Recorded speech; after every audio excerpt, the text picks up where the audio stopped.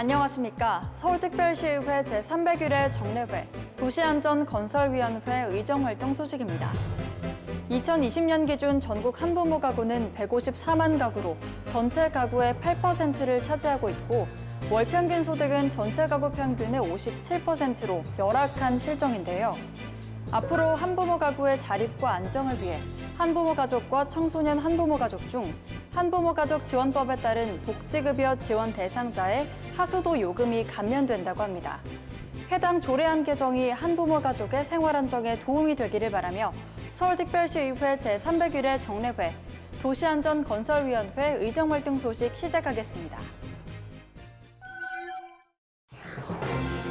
도시안전건설위원회는 6월 10일부터 7월 2일까지 열린 제301회 정례회 상임위원회 회의에서 소관부서와 각 실국에 대한 업무 보고를 받는 한편 2020년도 결산 및 2021년도 제1회 추가경정 예산안을 비롯한 각종 안건을 심의했습니다.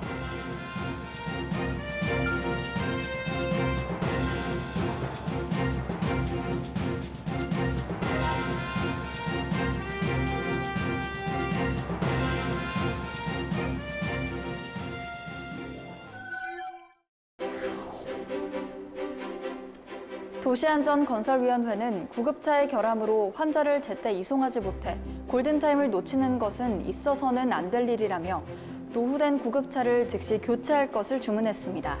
이 밖에도 어떤 논의가 이루어졌는지 계속해서 도시안전건설위원회 의정활동 소식 살펴보겠습니다. 도시안전건설위원회가 서부 간선 지하도로 공사 시 안전관리에 철저를 기해줄 것을 당부했습니다. 도시안전건설위원회는 6월 16일 서부 간선 지하도로 건설공사 현장 방문해서 사업 추진 현황을 보고받고 지하도로 내부, 신도림동 공기정화시설, 풍도 슬래브 설치 현황 등을 일일이 점검했습니다. 특히 시민들이 믿고 안전하게 이용할 수 있도록 지하차도 높이 제한 홍보에도 신경 써줄 것을 제안했습니다. 이번에 문제됐던 것보다는 시설물을 이제 보강이 돼 있는데 중요한 건 보도자를 몇 건을 내셔갖고 보도자를 몇 건을 내서 시민들이 좀 인지를 빨리 할 수 있게 하는 것과 하나를 상고를. 서부 간선 지하도로는 영등포구 양평동에서 시작해 안양천을 따라 영등포구, 구로구, 금천구를 지나 지하로 금천 IC까지 연결하는 구간으로 서부 간선도로 지상은 기존 자동차 전용 도로에서 일반 도로로 변경됩니다. 이게 이제 일반 도로가 되므로서 일반 도로가 되잖아요. 그러니까 신호가 있어. 그러니까 자전거 도로도 가다 끊기고 그러니까 자전거 도로의 역할도 별로 없고 힘들다고. 그러면 이제 얘네들이 자전거 타고 넘어가는 순간에 안양천하고 연결해서 바로 그냥 직진으로 쭉 해가는 더 좋은 도로가 돼 있는데 바로 이 100m 차이 나이로 다시 만드는다는 건 이 말이 안 되거나. 서부간선 지하도로가 개통되면 좁은 도로와 수많은 진출입 교차로로 서남부 지역의 대표적인 상습 정체구역으로 손꼽히던 서부간선 도로의 교통 환경이 개선될 것으로 기대됩니다. 도시안전건설위원회가 재난으로 지정된 미세먼지, 황사 등 시민들의 건강을 위협하는 공기질 문제를 적극 대응해 줄 것을 주문했습니다.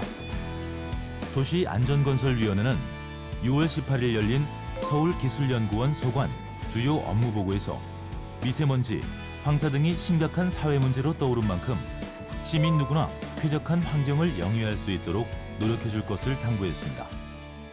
앞으로 지향해야 될 목표가 미세먼지에 대해서, 재난에 대해서 대비해서 꼭 어떤 문제가 터져가지고 그때 연구하는 것보다는 먼저 연구를 해가지고 대응할 수 있는 그 체제로 그렇게 하셔야 되지 않을까 생각하는데. 또한 신월 여의 지하차도, 서부간선 지하도로 등에 설치되는 환기시설에 대해서도 책임있게 점검해 줄 것을 주문했습니다.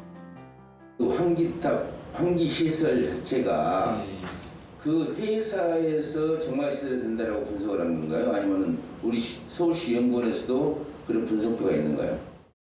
그럼 그 기업체, 회사에서의 자기들 정화시설이 이렇게 된다고 하니까 서울시에서 믿고 그걸 좀 사용을 하는 건가요? 한편 크라우드 소싱, 기술 공모를 통해 코로나 특화형 마스크 기술 6종을 발굴한 만큼 판로 개척에도 신경 써줄 것을 제안했습니다.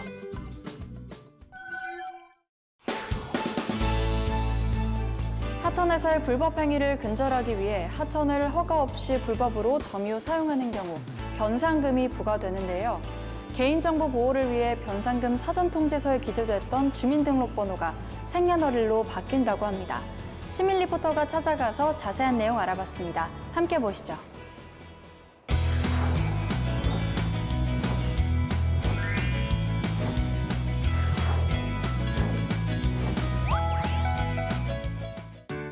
안녕하세요. 시민 리포터 이정주입니다. 지금 제가 나와 있는 곳은 노원구에 위치한 중랑천입니다. 중랑천에 오니까 여름에 돗자리 챙겨서 가족이랑 친구랑 가까운 하천으로 동네 피서를 가던 그때가 생각이 나는데요.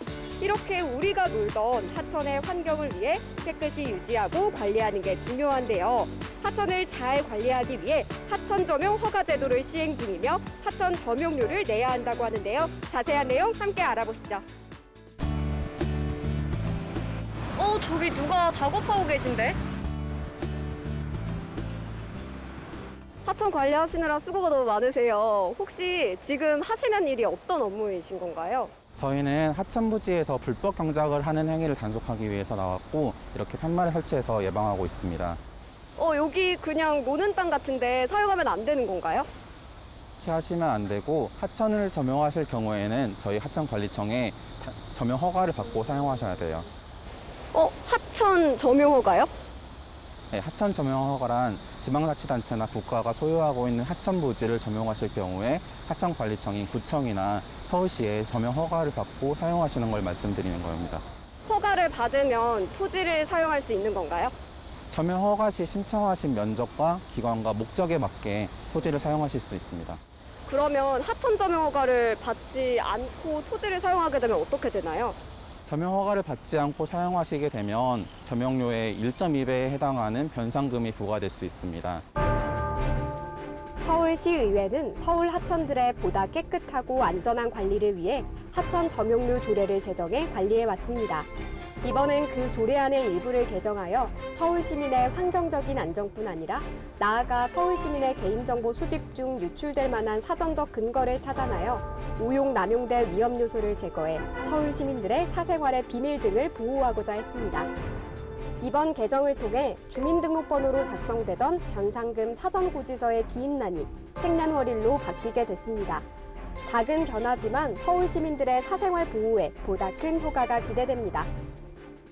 그 점용허가를 받지 않는 하천부지를 사용하는 자에게는 점용료의 120%에 해당하는 변상금을 징수하고 있는데 주민등록번호로 예전에는 부과함으로 인해 가지고 개인정보 보호법에 위배되는 경우가 있었어요. 그래서 그것을 개선하고자 생년월일 대체함으로 인해 가지고 개인정보법을 위반하지 않고 부과할 수 있는 조례라고 할 수 있습니다.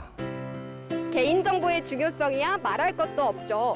그런 만큼 이번 조례안은 작은 변화지만 꼭 필요한 개정이 아닌가 싶은데요. 오늘 영상으로 하천 점용 허가가 무엇인지 알게 됐으니 이용할 땐 꼭 허가를 받고 하천 점용료를 내고 사용해야 한다는 것도 기억해야겠습니다. 가연성 물질이 많이 적재되어 있는 물류센터에서 화재가 발생할 경우 화재 진압에 어려움이 있어 대형 화재로 이어지고 있는데요. 도시안전건설위원회는 잊을만 하면 반복되는 물류센터 화재 발생으로 시민들의 불안감이 가중되고 있다며 서울소방재난본부에 대해 서울시 관내에 위치한 물류센터에 대한 소방 점검을 주문했습니다. 화재 및 안전사고가 일어나지 않도록 우리 모두 노력해야 할 것입니다. 서울특별시의회 제301회 정례회 도시안전건설위원회 의정활동 소식은 여기까지입니다. 시청해주신 여러분 고맙습니다.